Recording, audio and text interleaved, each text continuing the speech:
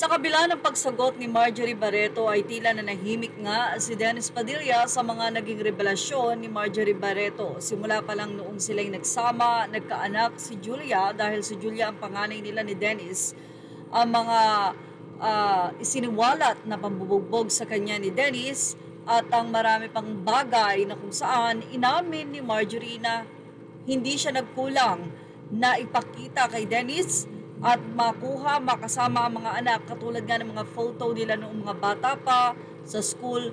So si Dennis talaga ang may problema ayon kay Marjorie. But anyway, marami nga ang nalulungkot na ang nais lang naman ni Dennis ay makasama ang anak na ihatid sa altar, pero hindi nga ito nangyari dahil ayon din kay Claudia, nais nitong maglakad na siya lamang mag-isa para siguro wala nang issue sa kanyang mommy at daddy. Pero kinailangan pa rin si Marjorie kaya naman nagkita sila halfway.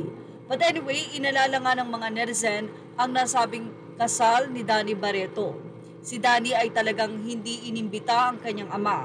Well, ito ayon na mismo sa naging pahayag noon ni Kier Legaspi na parang hanggang ngayon ay hindi pa nga rin magkaayos sina Danny at ang kanyang amang si Kier kahit na nga may sarili na rin pamilya ang ama niya.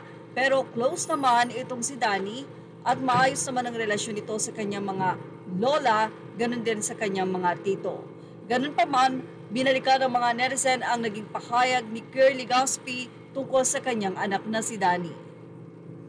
Ang naging pahayag ni Kier, sinabi niya na hindi siya nagkulang kay Danny Barreto. But anyway, about kay Kier at kay Marjorie, tahimik naman sila dahil unlike Dennis, itong si Kier, hindi siya nagrarun sa social media, hindi siya naglalabas ng sama ng loob kung meron man, pero nagpa-interview naman siya at may mga inamin siya. Well, narito po ang naging pahayag ni Kier Legaspi noon. Pinailangan niya ako, naandyan ako, never ako nagpapayat. I'll say that with all honesty. Meron bang brainwashing na nangyayari sa part ni Marjorie? Oh, I don't know. Basta si Irene, lumaki yan sa mother niya.